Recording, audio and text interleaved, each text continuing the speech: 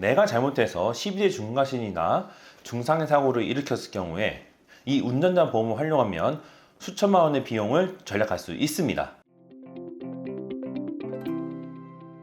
보험손해사정 구독자 여러분 반갑습니다. 손해사정사 이재우입니다. 요즘 보험회사들마다 운전자 보험에 변호사비 담보 비용이 변경된다면서 늦기 전에 빨리 가입하라고 엄청나게 광고를 하고 있습니다. 그래서 많은 사람들이 운전자 보험에 관심을 다시 기울이고 있는데요. 사실 그 이전부터도 운전자 보험은 내가 사고를 일으켰을 때 형사비금이나 벌금을 대납해주고 변호사 비용을 지원해주는 아주 알찬 보험으로 소문이 잦아있었죠. 그래서 오늘 이 시간에는 운전자 보험이란 무엇인지, 어떤 담보를 가지고 있는지, 그리고 어떻게 활용하면 되는지, 마지막으로 주의할 점은 무엇인지 자세히 알아보도록 하겠습니다.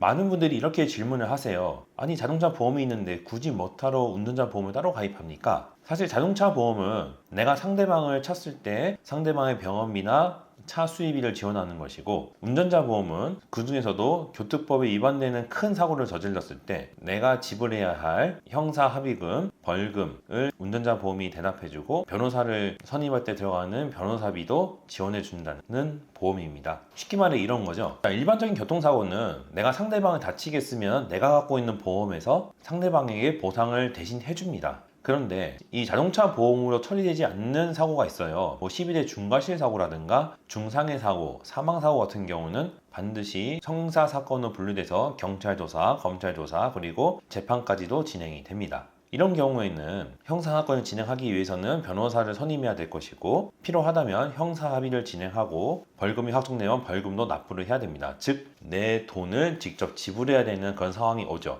운전자 보험은 그런 상황에선 든든한 버팀목이 되어줍니다. 그럼 운전자 보험의 대표적인 담보 3가지를 말씀드려 볼게요. 첫 번째는 형사합의 지원금입니다. 자, 사망사고나 중상해 사고, 12대 중과실 사고가 발생했을 때 가해자에겐 형사합의가 반드시 필요하게 되겠죠. 이때 가입된 금액에 따라서 적게는 수천만 원, 많게는 현재 최고 2억 5천만 원까지 형사 합의금을 운전자 보험에서 대신 납부해 줍니다. 단 경상으로 분류되는 6주 미만의 사고에 대해서는 이 형사 합의금을 지원하지 않지만, 요즘 가입되는 보험들은 6주 미만의 사고에 대해서도 1천만 원까지는 지원이 가능한 것으로 파악되고 있습니다. 변호사 선임 비용, 이런 형사 사건이 발생하게 되면 경찰 조사를 당연히 받게 되고, 그 다음에 검찰로 사건이 송치되고 검찰에 가서 다시 조사를 받고, 그 다음에 재판이 열리게 됩니다. 이런 형사사건이라면 내가 혼자서 대응하는 것보다는 당연히 교통사고 전문 변호사를 선임해서 대응하고 싶으시겠죠. 이때 변호사 선임 비용이 발생하게 되는데, 운전자 보험에서는 이 변호사 비용도 가입 한도 내에서 지원을 해줍니다. 세 번째, 벌금 담보. 형사재판에서 벌금형이 확정되면 벌금을 납부해야 되는데, 이때 이 벌금을 운전자 보험에서 대납해줍니다. 다만 음주운전, 무면허 운전, 뺑소니 운전을 했다가 사고를 일으킨 경우에는 운전자 보험에서 보상해주지 않습니다. 그래서 이 점 꼭 유의하시기 바랍니다. 이 운전자 보험을 가입하면은 내가 어쩌다가 실수로 사람을 크게 다치게 하거나 죽게 했을 때 이 운전자 보험을 갖고 있으면 그래도 나를 알아서 스스로 방어를 해주겠지, 그렇게 생각하시는 분들이 많은데, 실제로는 내가 가만히 있으면 그 운전자 보험에서 알아서 피보험자를 위해 벌금을 대납하고 변호사비를 대납해주는 그런 일을 하지 않습니다. 내가 직접 나서서 변호사도 선임하고 보험회사에 전화해서 내가 이런 사고가 발생했으니 보장해달라 이렇게 전화도 하시고 해야 이 보험회사에서 피보험자를 위해 움직여줍니다.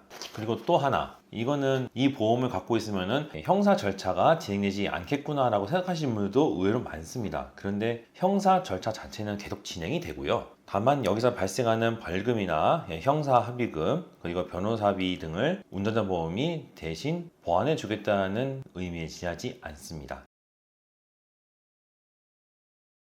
보장 한도와 지급 조건을 반드시 확인해 보셔야 합니다. 예전에는 변호사 선임비용이 500만 원, 1000만 원 밖에 되지 않았었는데, 이것이 부족하다는 의견이 많아서인지 보험회사에서는 변호사비를 5천만 원까지 지원해 주는 걸로 담보 변경이 됐었습니다. 근데 이게 너무 지나치게 많다는 의견이 제시돼서 2025년 12월 11일부로 보험회사에서 판매하는 운전자 보험에는 이 변호사 비용이 신급별로 500만 원씩만 지원하는 것으로 내용이 변경되었습니다. 그래서 만약 사고가 발생했다면 내가 가입한 보험이 변호사비를 어떻게 지원하는지, 금액은 얼마인지를 확인하신 후 움직이는 것이 좋습니다. 음주, 무면허 뺑소니는 보장이 되지 않는다. 운전자 보험의 취지는 내가 정상적으로 운전을 하고 있다가 어쩌다가 실수로 사람을 쳐서 중상해를 입히거나 사망하게 만든 사고에 대해서는 지원을 하겠다는 뜻이지, 내가 술을 먹고 면허도 없이 뺑소니로 운전하다가 발생한 사고까지는 지원해주지 않겠다라는 겁니다. 그렇기 때문에 이 세 가지에 해당되시는 분이라면 운전자 보험을 활용하실 수가 없다는 점